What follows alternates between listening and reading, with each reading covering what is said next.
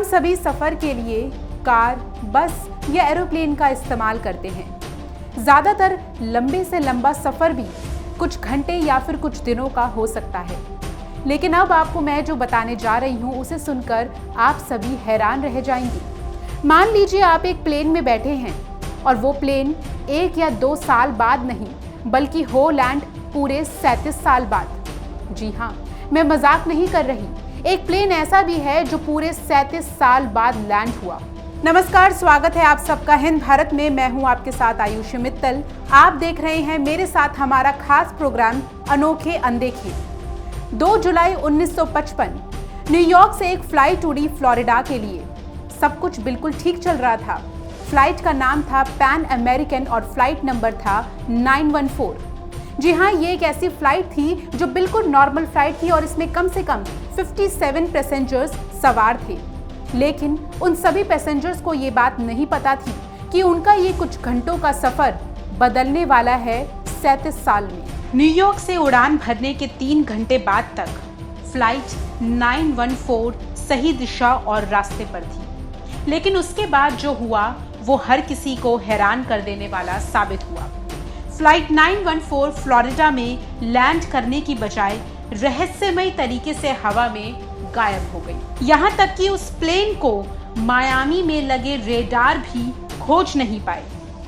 दूसरी तरफ air traffic control system ने न्यूयॉर्क टावर से संपर्क किया, जहां से ये जानकारी प्राप्त की गई कि फ्लाइट 914 गायब हो चुकी है। तमाम तकनीक और रडार का इस्तेमाल किए जाने के बाद भी उस प्लेन को खोजना सबके लिए चुनौती बन गया था। एयर ट्रैफिक कंट्रोल लगातार पायलट से संपर्क करने की कोशिश कर रहा था, लेकिन हवा में गायब हुए उस प्लेन के पायलट से भी बातचीत नहीं हो पा रही थी। इस तरह से फ्लाइट 914 के गायब होने पर लोगों की जान तो खतरे में थी ही, इसके साथ ही सरकार और एयर सर्विस की छवि पर भी बुरा असर पड़ने वाला था। लिहाजा इन्वेस्टिगेशन टीम फ्लाइट 914 को खोजने के मिशन पर निकल पड़ी।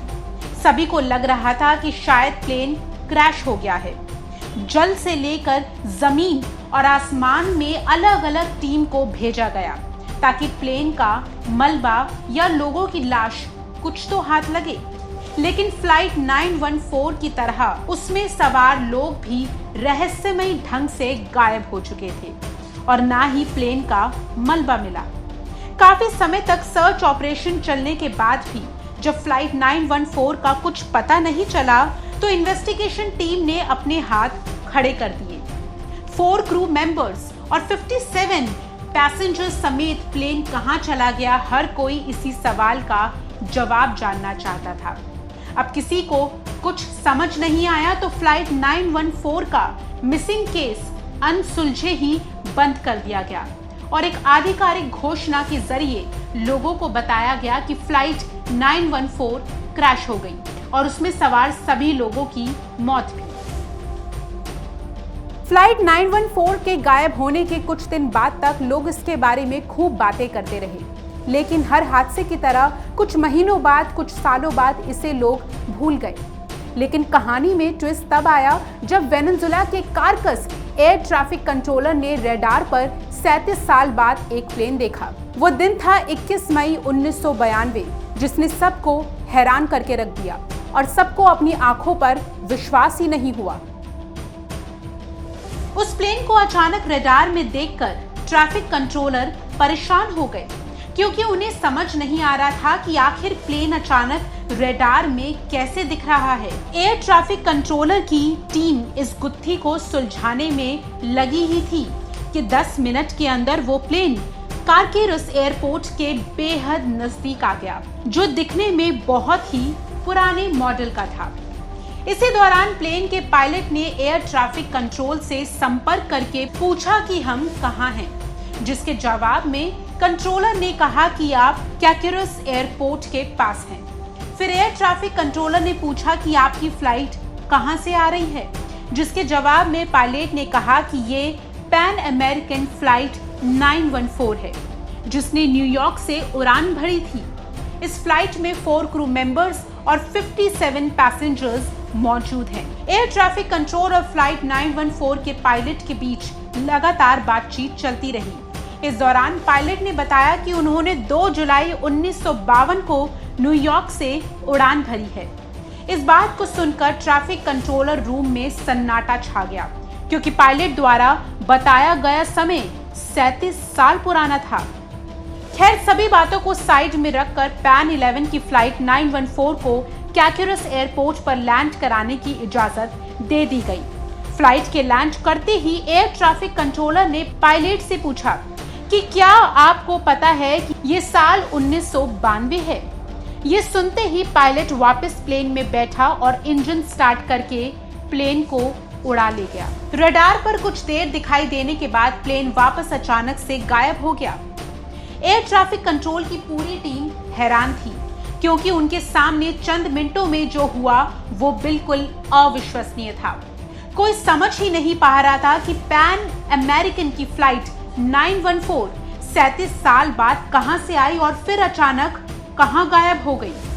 पैन अमेरिकन की फ्लाइट 914 के गायब होने की कहानी किसी फिल्म से कम नहीं लगती। इस प्लेन के गायब होने को लेकर लगातार मिस्ट्री बनी हुई है, और पहली मिस्ट्री तो ये है कि प्लेन शायद से टाइम ट्रैवल कर रहा था और इस टाइम ट्रैवल के जरिए ही वो फ्यूचर में पहुंच आया और वहीं से गायब भी हो गया।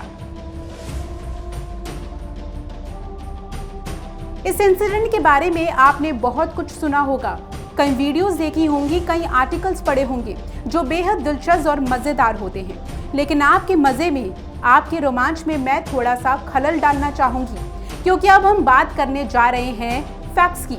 अमेरिकन फ्लाइट 914 दरअसल इस नाम की कोई फ्लाइट कभी एग्जिस्ट करती ही नहीं थी। ये कुछ लोगों द्वारा बनाई गई एक मनगढ़ंत कहानियां थी, और इतने विश्वास के साथ मैं इसलिए कह सकती हूँ क्योंकि मेरे पास इस बात के प्रूफ हैं, इस बात के एविडेंस हैं। दुनिया में जितने भी हादसे हुए हैं उनकी पूरी इंफॉर्मेशन कई लेजिटिमेट साइट्स पर डिटेल्स के साथ मिल जाती हैं, और जितने भी कमर्शियल प्लेन्स ने उड़ान भरी है उनकी लिस्ट भी मौजूद होती है। वहीं अमेरिकन एयरवेज की एक्सीडेंट और इंसिडेंट की लिस्ट भी आप चेक करेंगे तो वहां पर भी आपको 12 जुलाई 1955 के आसपास कोई हादसा रिपोर्ट होता हुआ नहीं दिखेगा, और विकिपीडिया और पैन अमेरिकन विकिपीडिया पर भी कुछ नहीं मिलेगा। अब चलिए मान लेते हैं कि ये हादसा हुआ, तो 13 जुलाई 1955 के न्यूज़पेपर में यानी अमेरिकन अखबारों में ये न्यूज़ क्यों नहीं छपी?